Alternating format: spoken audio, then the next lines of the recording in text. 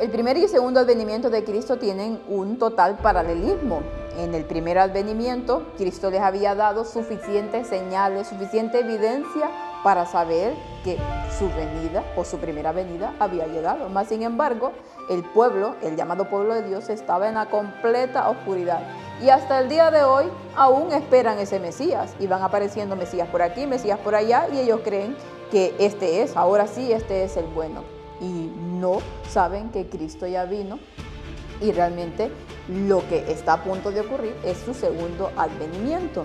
Estaremos meditando en ese primer y segundo advenimiento, en ese paralelismo, en cómo el Señor dio evidencias tanto para el primero y para el segundo, mas sin embargo el pueblo de Dios quiere estar en tinieblas y quiso estar en tinieblas el pueblo de antaño.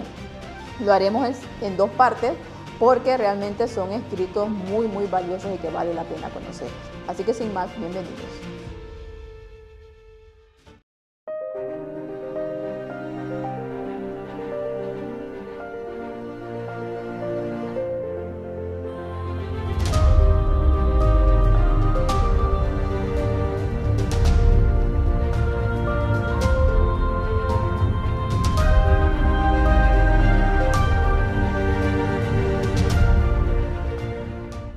Y como siempre lo hacemos, vamos a pedir la dirección del Espíritu Santo para que nos ayude a entender y a poner en práctica este importante tema. Vamos a orar. Bendito Padre que está en el cielo, glorificado, santificado sea su nombre, Señor. Rogamos, imploramos su presencia para que nos pueda ayudar, para que su Espíritu Santo esté con nosotros y nos ayude a decir este importante tema. En sus manos de amor estamos para que siempre nos ayude, Señor, siempre guíe nuestros pasos y nos haga no dejarlo a un lado, Señor, y seguir caminando por todo este mundo, Señor, que cada vez se hace más difícil, para poder estar con usted en aquel gran día, Señor. Guárdenos y ayúdenos y ayude a su pueblo, Señor, a donde quiera que esté, cualquier dificultad en las que estén, que usted pueda darle solución a cada uno de sus problemas. Guárdenos y acompáñenos. Todo esto lo rogamos en el bendito nombre de su Hijo amado, Cristo Jesús, con perdón de nuestros pecados. Amén. El primer y el segundo advenimiento de Cristo. Y nos dice el versículo: a los suyos vino y los suyos no le recibieron. Juan 1:11.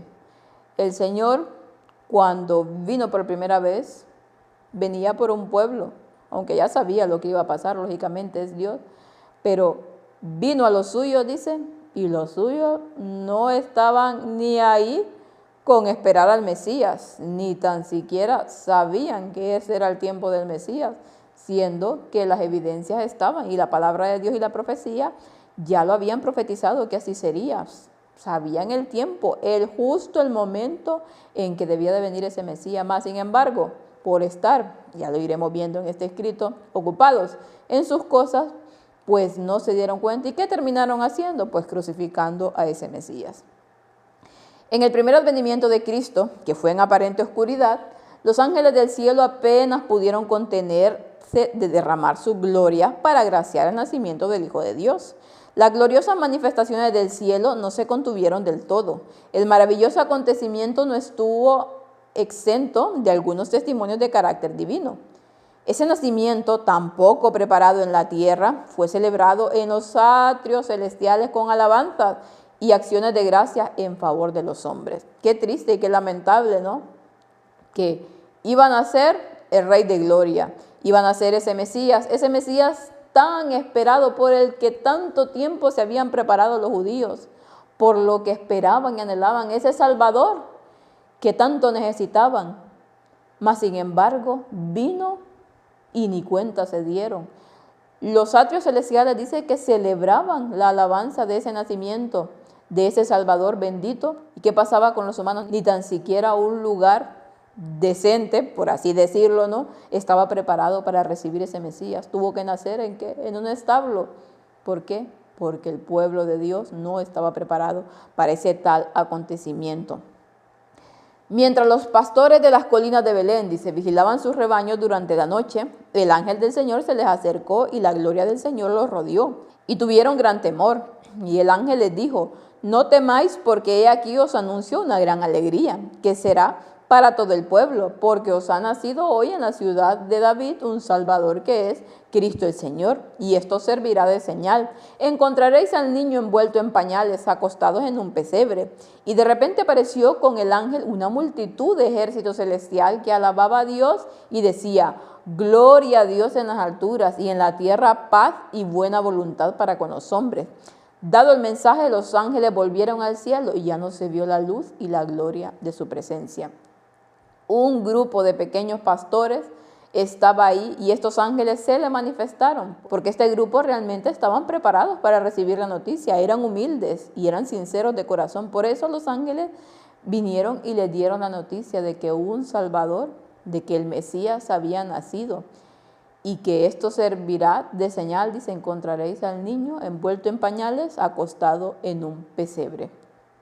Realmente que aquellos, los más encumbrados, los que supuestamente tenían toda la palabra profética, estudiaban los maestros, los grandes, los encumbrados, los reyes, no fueron ellos a saludar al Mesías nacido, sino que fueron estos humildes pastores, porque en su corazón había humildad, más en estos totalmente el orgullo, y el enemigo estaba en ellos. El que vino en carne humana y sometió una vida de humillación era la majestad del cielo, el príncipe de la vida, y sin embargo los sabios de la tierra, los príncipes, los gobernantes, incluso su propia nación, no lo conocían.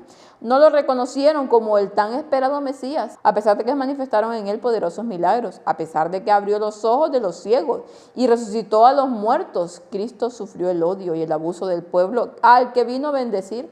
Lo consideraban un pecador y lo acusaban de expulsar demonios por medio del príncipe de los demonios. Las circunstancias de su nacimiento fueron misteriosas y los gobernantes se fijaron en ellas. Le acusaron de haber nacido en pecado.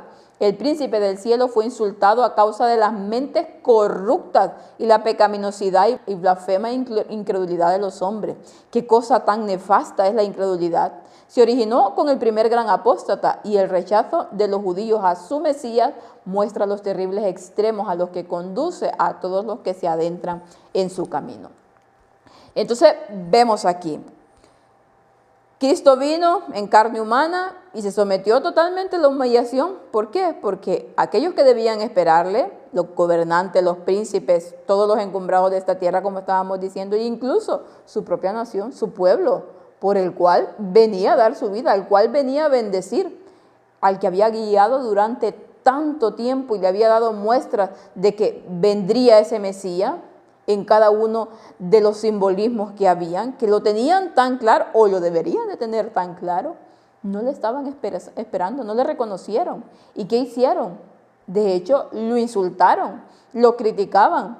Decían que lo que hacía era ¿por quién? Por Belcebú, era por el demonio. Y las circunstancias, dice, tan misteriosas, esas apariencias que a veces muestran lo que no son, pues sirvió ¿para qué? Para que ellos dijeran que ese había nacido en pecado, para que buscaran la una y mil excusas para no reconocer realmente que ellos estaban mal, que ese Mesías venía a poner orden a todo lo que estaban haciendo, mas sin embargo no querían ser dirigidos. Por lo tanto, lo rechazaron. Y dice aquí que esa incredulidad que había en su corazón, esa nefasta incredulidad, que se originó ¿en quién? En Satanás, porque al fin y al cabo ese era su padre, de los que no querían reconocer a Cristo. Muestra, dice, los terribles extremos que pueden llegar a los que se adentran a su camino. ¿Y cuál fue uno de los extremos? Pues crucificar al propio Mesías, a su Creador, a su Redentor, a aquel que había venido a bendecirlos, aquel que quería darles absolutamente todo, mas sin embargo ellos no estaban preparados para esto. Los dirigentes de la nación judía disponían de las escrituras del Antiguo Testamento, que preveían claramente la forma del primer advenimiento de Cristo. Por medio del profeta Isaías, Dios había descrito la aparición y la misión de Cristo, diciendo: despreciado, desechado por los hombres, varón de dolores, experimentado en sufrimiento, y escondido de él como el rostro, fue despreciado y no le estimamos. Ciertamente llevó nuestras penas y sufrió nuestros dolores. Entonces, tampoco tenían excusa, porque ellos disponían del Antiguo Testamento, ellos disponían de esas profecías. Isaías 53, o lo que hoy en día conocemos como Isaías 53, en ese tiempo no estaban numerados, pero tenían esa profecía que hablaba de lo que iba a hacer, de lo que iba a sufrir, que lo describía tan claramente cómo iban a nacer y todo, más, y el tiempo en el que debía de nacer, pero ellos totalmente la despreciaban. ¿Por qué? Porque ellos lo único que tenían en su corazón que era ambición de poder, de estar bien con este mundo.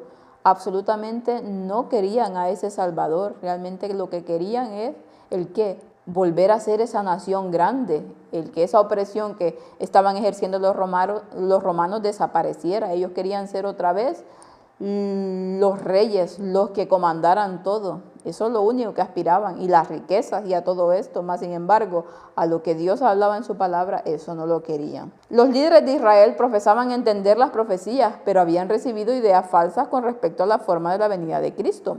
Satanás los había engañado, y todas las glorias del segundo advenimiento de Cristo las aplicaban a su primera aparición. Todos los maravillosos acontecimientos que rodeaban su segunda venida lo esperaban en la primera. Por eso, cuando vino, no estaban preparados para recibirlo. El discípulo Juan relata el recibimiento que tuvo Cristo. Dice, estaba en el mundo, y el mundo fue hecho por él, y el mundo no lo conoció. Vino los suyos, y los suyos no le recibieron. Y este fue parte del versículo que puse para empezar. Habla de que los líderes de Israel profesaban entender las profecías. ¿Y qué habían hecho? Pues confundir la primera venida con la segunda, o acomodarse más a entender esa profecía de la segunda venida, porque eso es lo que les convenía más a ellos, según sus aspiraciones, claro está. Todas sus ambiciones, todo lo que había en su corazón, eso era lo que deseaban, que Cristo viniera como el rey a acabar con la opresión que tenían y a darle todo lo que ellos supuestamente se merecían, ¿no? Y entonces nos habla aquí de que no estaban totalmente preparados, y entonces Juan relata que estaba en el mundo fue hecho por él, el mundo fue hecho para él, pero el mundo, más sin embargo, no le conoció. A los suyos vino y los suyos no le recibieron. Ellos querían un rey, ellos querían un Mesías que viniera a romper la opresión que tenían. Ellos querían que ese Mesías les diera todas las riquezas que ellos deseaban, que los pusieran en puestos altos. Era lo único a lo que aspiraban. Entonces, cuando Cristo vino en humildad, ¿cómo se manifestó? No, este no me conviene. Y que vino a hacerles ver todo lo mal que estaban haciendo, a peor que me conviene. Entonces, lo mismo que pasó, por eso hablamos, ya mañana continuaremos con la segunda parte y ya veremos más. Hablaremos de ese segundo advenimiento, de ese paralelismo con el primero, porque lo mismo está pasando hoy en día, lógicamente con algunas diferencias, pero el mismo espíritu que pasaba en ese tiempo en el que el pueblo de Dios, el que pretendía ser pueblo de Dios, que debería de entender las profecías o que pretendía entenderlas, no lo hizo. Por lo tanto, no reconoció al Señor cuando Dios le estaba marcando cómo iba a venir y cuándo iba a venir. Y el día de hoy, cuando realmente el Señor está manifestando que viene y sabemos el tiempo en el que viene, pues totalmente el pueblo de Dios o el llamado pueblo de Dios lo está rechazando y diciendo que eso no viene de Dios, sino que viene totalmente de Satanás. Es el mismo espíritu al fin y al cabo. Mañana seguiremos con ello. Que el Señor nos ayude para no ser como los judíos de antaño, para no caer en los mismos errores, que en nuestro corazón haya el deseo, la humildad que necesitamos de entender su palabra y de recibir al Señor como Él quiere que lo hagamos, y de poner totalmente de nuestra parte para que el Espíritu Santo vaya haciendo esos cambios que necesitamos para poder ser aptos para recibir al Señor y poder ir a morar con Él. Que el Señor los pueda bendecir y que puedan pasar un feliz resto del día.